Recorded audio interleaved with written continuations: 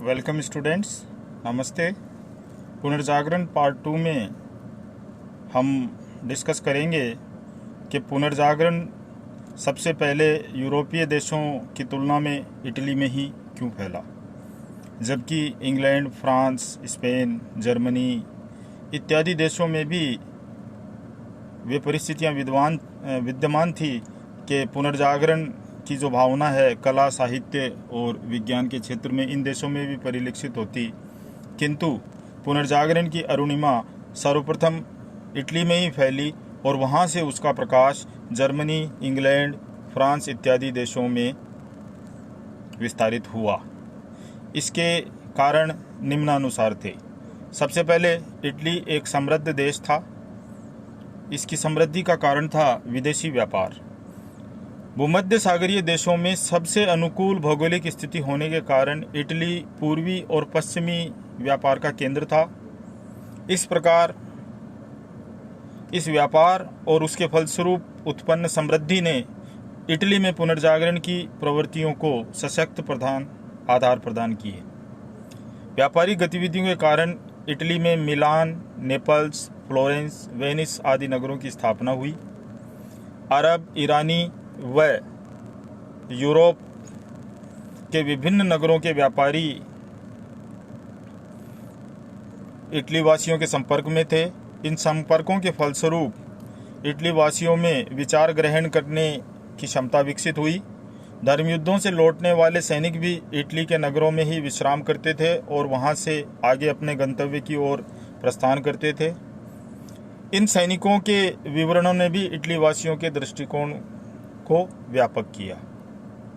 फिर इटली के नगरों का विकास सामंती नियंत्रण से मुक्त स्वतंत्र व्यापार में हुआ था।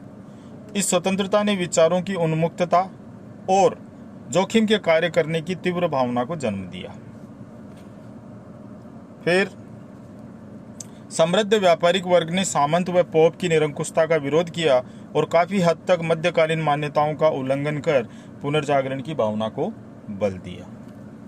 समृद्ध व्यापारियों ने अपने प्रासादों को वैभवशाली बनाने के साथ साथ साहित्यकारों एवं कलाकारों को प्रोत्साहन व प्रश्रय दिया। कैसिमो मेडिसी और उसके पौत्र फ्लोरेंजो कैसिमो ने 10,000 दुर्लभ ग्रंथों का संग्रह कर लैटिन में अनुवाद करवाया। अधिकांश पुनर्जागरण कालीन विद्वानों एवं कलाकारों का प्रश्रय इन्हीं नगरों ने दिया। इटली रोमन साम्राज्य का जन्म स्थान भी रहा है। इटली के नगरों में मौजूद प्राचीन रोमन सभ्यता के स्मारकों ने इटली वासियों की प्राचीन गौरवशाली परंपराओं की याद दिलाई। इसी ने पुनर्जागरण की भावना को भी बल दिया। राजनीतिक रूप से इटली पुनर्जागरण के लिए उपयुक्त था। यहाँ छोटे छोटे स्वतंत्र राज्य थे और सामंतवाद का पतन हो चुका था। रोम, जो कि ईसाई धर्म का प्रमुख गुरु था, उसका निवास स्थान रोम था। कुछ पोप पुनर्जागरण की भावना के सहायक थे, जैसे पोप निकोलस पंचम, जो कि 1447 से लेकर 1455 ईस्वी तक पोप रहे। इन्होंने प्राचीन यूनानी पांडुलिपियों का लैटिन भाषा में अनुवाद करवाया। वेटिकन पुस्तकालय व सेंट पीटर के गिरजाघर का निर्माण करवाया। और सबसे महत्वपूर्ण है 1453 ईस्वी में कुस्तुतुनिया पर तुर्कों के अधिकार के साथ ही अधिकांश यूनानी विद्वान, कलाकार, व्यापारी सर्वप्रथम इटली के नगरों में ही इन्होंने प्रश्रय लिया। इनकी संख्या इतनी अधिक थी कि लगता था कि यूनान का पतन नहीं हुआ है, अपितु उसका इटली में प्रवचन हो गया है।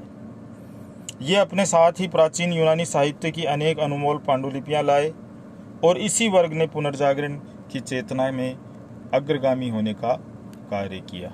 इस प्रकार हम देखते हैं कि इटली की विशिष्ट भौगोलिक स्थिति, व्यापारिक गतिविधियां, इटली में उपस्थित एक समृद्ध व्यापारिक वर्ग और एक स्वतंत्र वातावरण में इटली के नगरों का होना, ये सब बातें थी जिसके कारण कि पुनर्जागरण जो है वह सर्वप्रथम इटली में ही प्रारंभ हुआ। उसकी भावना कला, साहित्य और विज्ञान के क्षेत्र में हमें इटली में ही प्रारंभ होती हुई परिलक्षित होती है और तत्पश्चात यहाँ से यह यूरोप के अन्य नगरों में स्थापित हुई। अगले चैप्टर में हम पढ़ेंगे पुनर्जागरण काल में कला, साहित्य और विज्ञान के क्षेत्र में प्रगति। धन्यवाद।